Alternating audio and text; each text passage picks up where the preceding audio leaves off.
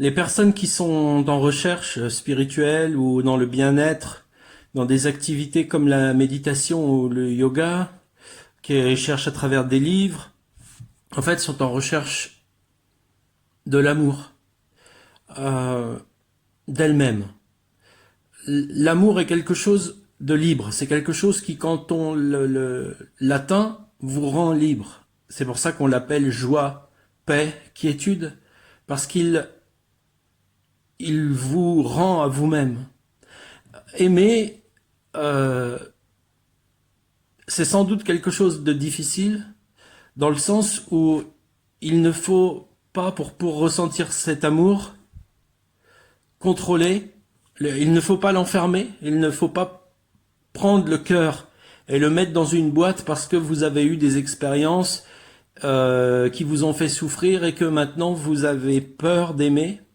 vous avez peur d'être vous-même, vous avez peur de votre inspiration, de ce que vous ressentez, de ce qui vient à vous comme idée, de ce qui vient à vous comme créativité. Vous en avez peur parce que pour des tas de raisons dans votre vie, soit on vous a appris que ce n'est pas bon, ce que vous recevez à travers vous, cet amour et cette intuition, soit que vous avez appris, vous avez décidé de stopper ça parce que vous avez aimé et vous vous êtes blessé à travers cet amour et vous n'avez pas eu le courage d'aller plus loin. Maintenant, le cœur, vous l'avez pris, vous l'avez mis enfermé quelque part pour que cette flamme, cet amour, cette puissance, cette énergie de vie, vous l'avez tué pour contrôler, pour sécuriser, et donc vous venez à la spiritualité pour essayer de comprendre comment faire, quoi faire, comment trouver mon soi, etc. Et vous pouvez tomber dans des tas de discussions qui vont peut-être vous faire comprendre des choses, peut-être par moment vous dire ah oui, je vois, mais en fait elles vont à un moment, si vous restez dans ces échanges, dans ces livres, dans ces théories, elles vont vous enfermer et laisser encore votre cœur dans cette boîte. Et donc la véritable pratique spirituelle qui consiste à abandonner ces théories, à abandonner tout ce que vous savez, à le jeter pour vivre, pour aimer, ça c'est la pratique spirituelle. Donc en fait, après, il y a évidemment un chemin, on va dire, de sagesse, d'amour, un art d'aimer, si on peut dire comme ça, qui en fait demande justement, alors en premier, en tout premier, en tout cas c'est comme ça que je propose de le faire à travers les ateliers que je propose, c'est de tout d'abord bien voir que tout a été fermé, renfermé dans une boîte et que tout ce que l'on cherche c'est à contrôler, à sécuriser, à comprendre. Et donc je propose donc d'amener la personne à ne plus comprendre, à ne plus sécuriser, mais à retrouver cette liberté de vivre, d'aimer, de suivre son intuition et d'aimer les autres, d'aimer la vie. Et ça, c'est la première chose. Et la deuxième chose consiste après, dans cet amour qui se remet en route, dans cet amour de l'être humain, à travers la souffrance qu'on va rencontrer dans ces amours-là, dans ces relations, dans ces différentes expériences, à pouvoir atteindre un autre niveau d'amour qui est un amour qu'on appelle souvent divin, qui est un amour qui en fait va dépasser l'amour sentimental humain, qui, on va dire, que cet amour qui nous a fait souffrir peut-être avant et qui a fait qu'on a stoppé le cœur. Donc c'est finalement retrouver, pour résumer, c'est retrouver en fait en nous cette liberté d'être, d'aimer, et puis apprendre à travers cet amour, à travers ce lâcher prise, à travers cette intuition, cette inspiration, en fait se laisser apprendre, se laisser découvrir quelque chose de plus grand qui va en fait se révéler soit par la sagesse, soit quand il n'y a pas une possibilité de le comprendre par la sagesse, par la souffrance. C'est-à-dire qu'à chaque fois que dans cet amour que l'on va donner, donc on va essayer d'être avec les autres, on va souffrir parce que il va y avoir des choses qui ne sont pas, qui sont trop limité et trop attribué sur certains êtres, trop limité de toutes les manières en fait, et qui va demander à s'ouvrir, à s'agrandir. Et cet amour divin en fait va produire en soi une liberté encore plus grande,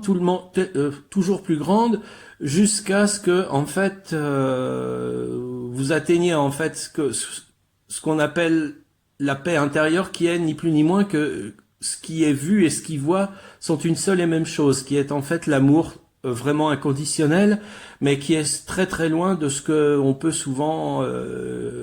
lire ou entendre, ou ce qui peut être proposé. L'amour inconditionnel est un état de béatitude en fait, d'amour en fait, c'est très difficile à décrire, c'est impossible presque, mais c'est lorsque vous êtes totalement amoureux de la vie, et que vous avez dépassé cet amour de l'être humain qui est limité, et donc cet amour divin vous permet de tout aimer, de tout voir tel que c'est, et de pouvoir comprendre chaque chose comme elle est, de pouvoir aimer tous les êtres en fait là où ils en sont, au niveau où ils en sont, et dans l'état dans lequel ils sont d'amour, qu'ils soient égotiques, sentimentaux, qu'ils soient sans amour, qu'ils soient centrés sur eux-mêmes, égoïstes. En fait, vous pouvez donc les voir comme ils sont, les aimer comme ils sont, et vous pouvez voir aussi ceux qui sont arrogants, ceux qui savent tout. Tout ça peut être vu comme existant. Vous l'aimez, c'est-à-dire que vous le reconnaissez comme existant, mais vous n'êtes évidemment pas dupe, c'est-à-dire que vous savez qui est à peu près dans quelle attitude il est d'aimer, et si il est ou non dans un amour qui donne un don de soi, un amour divin, ou s'il est plutôt dans un amour sentimental, ou s'il est complètement fermé. Voilà à peu près. C'est toujours, je le dis, très difficile à expliquer, mais en tout cas, le but de la spiritualité, qui en fait n'existe pas en dehors de vous-même, c'est de retrouver cette intuition, de suivre votre cœur, de suivre ce qui vous parle dedans, donc de ne pas penser, mais d'être, ou de penser par vous-même en étant, ce qui est la même chose, et d'aimer, c'est-à-dire de laisser votre cœur grand ouvert, et de ne pas vous opposer à quelque chose dans vous, de ne pas vous fermer dans vous, de ne pas vivre à travers la raison, la sécurité, et d'aimer. Et puis, en aimant, en fait, vous allez rencontrer différentes